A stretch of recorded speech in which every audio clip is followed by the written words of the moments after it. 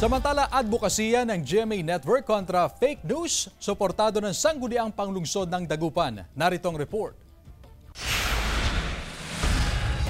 Dahil sa lumalakas na impluwensya ng internet at social media, lumalaki rin ang problema tungkol sa fake news. Kaya ang GMA Network naglunsad ng panata kontra fake news upang labanan o kahit man lang maibsan ang paglaganap ng fake news. Kabilang na ang tinatawag na deep fake news sa lahat ng media platforms. Ang advokasiyang ito, suportado ng Sangguniang Panlungsod ng Dagupan matapos magpasa ng resolusyon na nagpapahayag ng kanilang pagpapahalaga at suporta rito.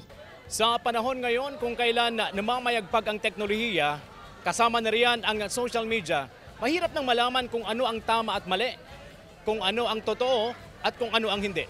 At ito po yung kinatatakutan nila pagka sinasabi nga nila na pagka ang mga impormasyon, maling impormasyon ay paulit-ulit na nababasa, nakikita at inuulit, they gain the legitimacy of truth. Sa isang survey noong September 2022, lumalabas na 67% ay naniniwalang ang fake news sa internet ay isang seryosong problema. Mabilis kasi ang pagpapakalat nito dahil sa social media. Malalabanan kung tayo mismo ay mamumuhay ng totoo. Kung sa ating mismo, sa ating sarili, hindi natin maamin yung mga bagay na tama at hindi tama, lalabas yan sa ating pagkatao. Sa advokasiyang ito, layan ng Kapuso Network na iyakapin ang hamon at panindigan ang responsibilidad upang patuloy na maging instrumento ng katotohanan. Sa Dagupan City National High School, mahigpit ang pagtutok ng mga guro sa mga campus journalists upang maiwasan ang pagbibigay ng maling impormasyon sa kanilang pahayagan. Mabusisi rin ang mga estudyanteng mamamahayag sa kanilang trabaho upang maitaguyod ang patas,